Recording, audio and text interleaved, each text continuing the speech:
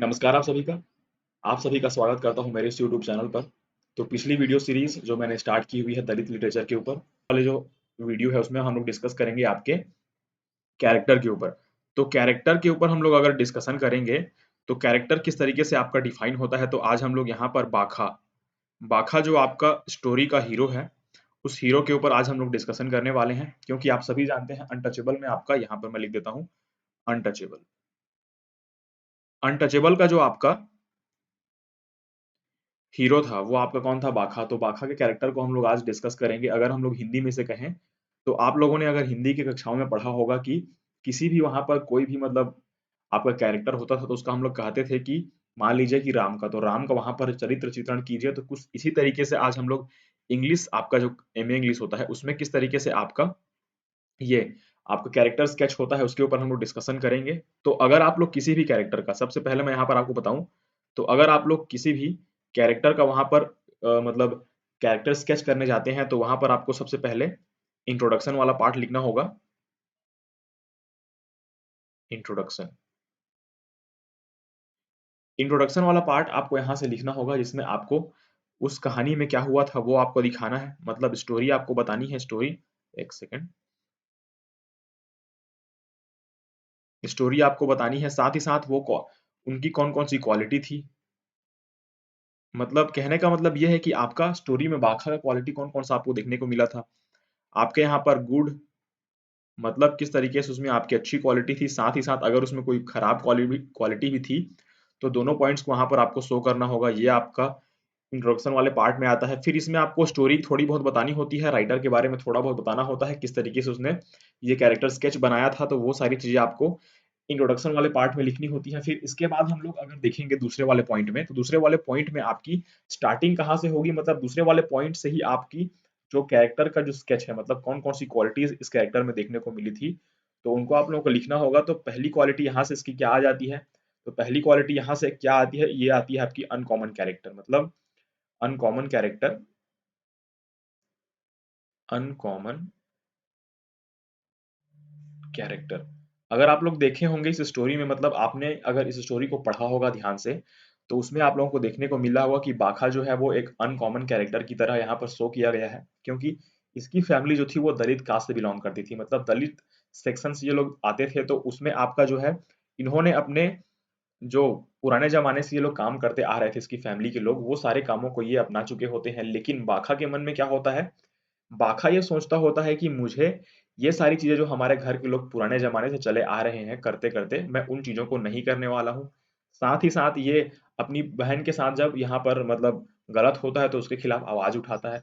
पुराने जमाने में दलित कास्ट के ऊपर किस तरीके से वहां पर मतलब शोषण हुआ है, अत्याचार हुआ है, उस उसके ऊपर उनका जो रिएक्शन होता था उस टाइम वो बहुत ही मतलब लो होता था। उतना वो लोग रिएक्ट नहीं कर पाते थे, उतना वो लोग उसका अपोज नहीं कर पाते थे। लेकिन यहाँ पर बाखा जो था वो यहाँ पर खुलकर उसका विरोध करता था। जो आपका गलत था, सही के साथ वो सही करता था, और जो भी आपकी गलत चीजें वहां पर हो रही थी तो उनका वो विरोध भी खुलकर करता था। तो ये आपका जो था अनकॉमन कैरेक्टर था, क्योंकि ये इसने जो है अपने कास्ट और अपने क्लास के जो क्वालिटीज थी, मतलब क्वालिटीज तो नहीं बोलेंगे, मतलब जिस तरीके से उन्होंने अपने माइंडसेट को बना रखा था उस माइंडसेट को वहां पर वो क्लियर करके आगे बढ़ता है।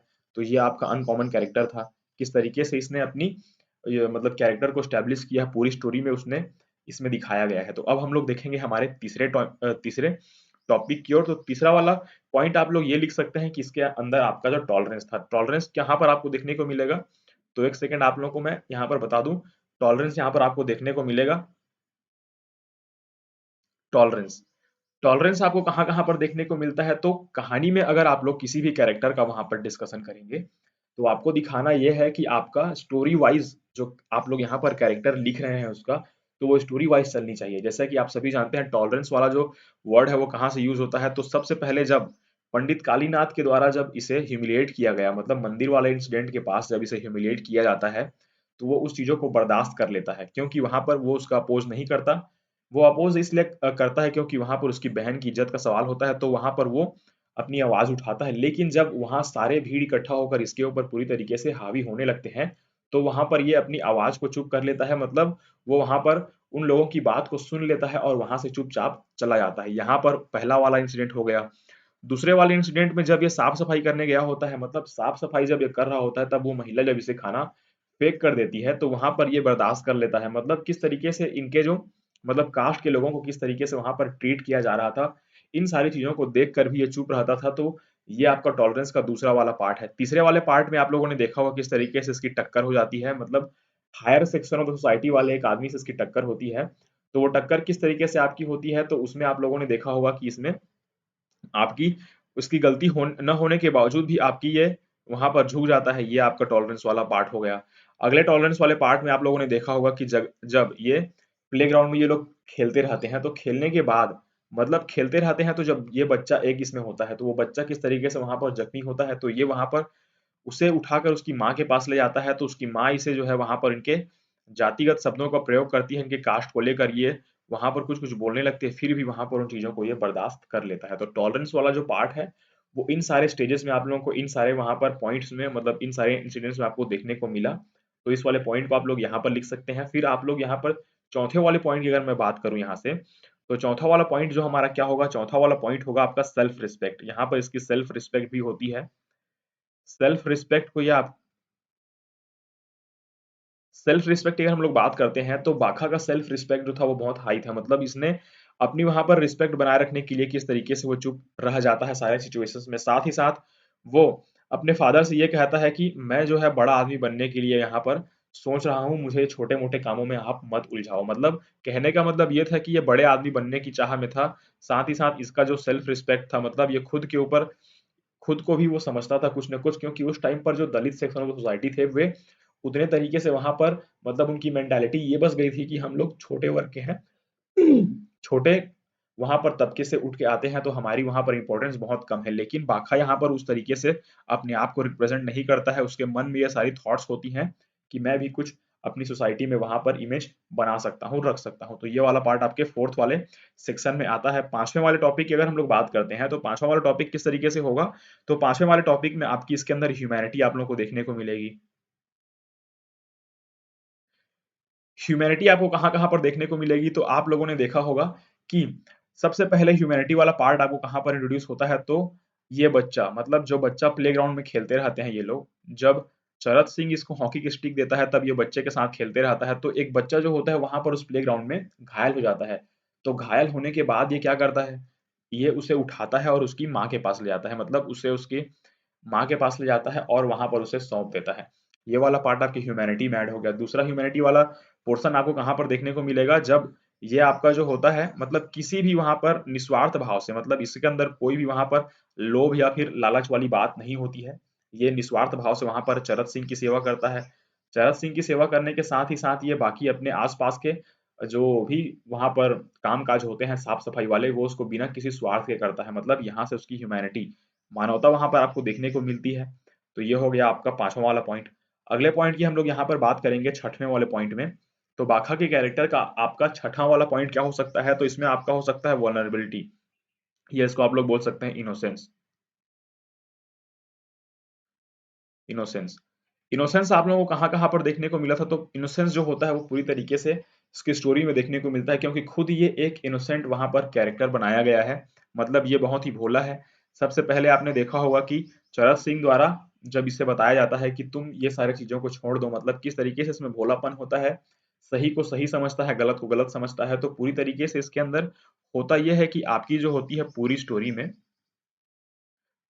में इसका इनोसेंस देखने को मिलता है। सबसे पहले इनोसेंस आपको यहाँ पर देखने को मिलेगा जब इसे काम करने के लिए बोला जाता है उस महिला के द्वारा, तब ये अच्छे तरीके से उस काम को करता है। फिर उसके बाद जो है वहां से निकल जाता है। दूसरे वहां पर इंसिडेंट आपको कब देखने को मिलेगा, ये जानते हुए भी कि हम लोग lower caste of the society से बिलोंग करते हैं, फिर भी वो उस बच्चे की मतलब उस गिरे हुए बच्चे की मदद करता है जो खेलते खेलते वहां पर चोटिल हो गया होता है। तो वहां पर ये आपका जो है इनोसेंस वाला भाव इसके अंदर आता है। तीसरा आपका आता है कि ये सभी लोगों को वहां पर अपने नजरिए से समान मतलब रिस्पेक्ट देता है, समान नजरिए से वहां पर देखने की कोशिश करता है। जिससे कि आपकी होती यह है कि इसके अंदर इनोसेंस वाला जो पार्ट है वो आपको देखने को मिलता है। चौथे वाले पार्ट में आप लोगों को देखने को ये मिलेगा कि जब आपके रोमन मिशनरीज थे या फिर जो क्रिश्चियनिटी वहां पर लाने की कोशिश कर रहे थे, तो उनके द्वारा इसे बहलाया फुसलाया जाता है। तो ये इसी इनोसेंस के कारण वहां पर जो है वो कन्वर्जन करने के लिए भी रेडी हो जाता है। तो ये वाला पार्ट आपका इस वाले कैरेक्टर को, मतलब इस वाले वो क्वालिटी है उसको यहाँ पर शो करता है। तो ये सारे कैरेक्टर्स, मतलब ये सारे पॉइंट्स जो हैं आपके इस वाले कैरेक्टर की क्वालिटी को यहाँ पर इनहेंस करते हैं।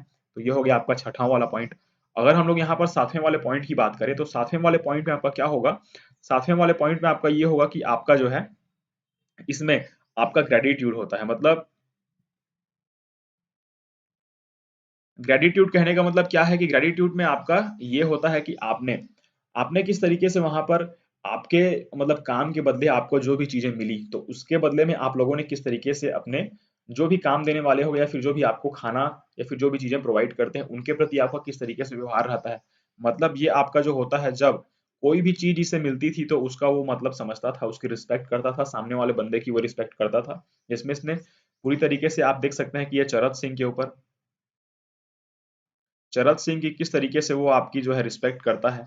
साथ ही साथ आपका जो है ये चरत सिंह के साथ ही साथ इसके आपके आसपास में जितने भी लोगों ने इसकी हेल्प की थी, मतलब जो भी ये साफ सफाई करता था, साफ सफाई करने के बाद जब इसे खाना मिलता था तो वहां किस तरीके से इसने सारी वहां पर अपनी ग्रेटिट्यूड वाले क्वालिटी को दिखाया है। मतलब किस तरीके से वो आपका हम्बल रहा है थ्रू आउट द स्टोरी में, वो सारी चीजें आपको यहाँ पर देखने को मिलेंगी। आठवें वाले पॉइंट की अगर हम लोग बात करते हैं, तो आठवें वाले पॉइंट में आप लोग ये देख सकते हैं कि बाखा का कैरेक्टर जो है, आठवें वाले पॉइंट की हम लोग बात करते हैं। अब यहाँ पर इसका क्रेज जो था वो फैशन को लेकर था, मतलब his craze for fashion.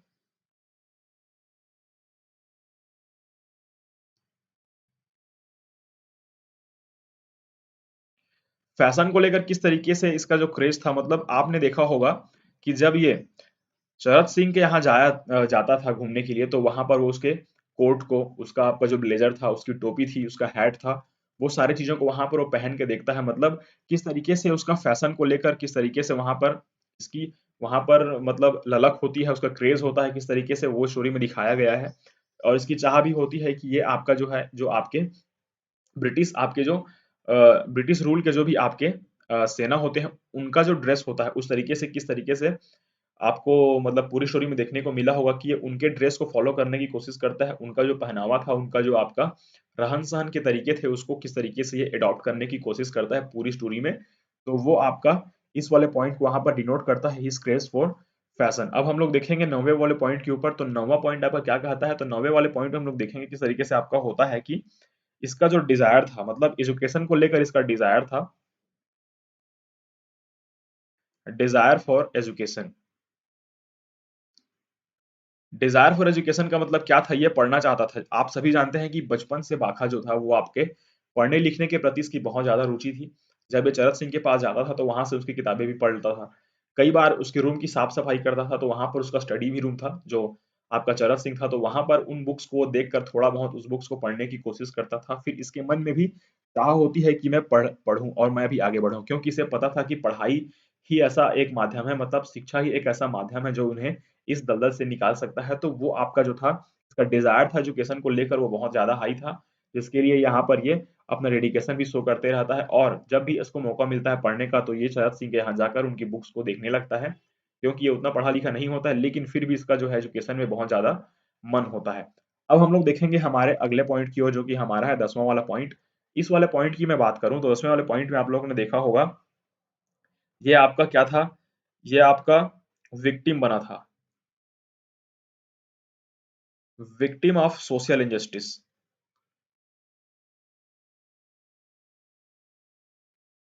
Victim of social injustice किस तरीके से बना था? मतलब आपने देखा होगा कि थ्रू आउट द स्टोरी में बाखा को वहां पर हर सिचुएशन में वहां पर ह्यूमिलेशन का सामना करना पड़ा है, मारपीट खानी पड़ी है।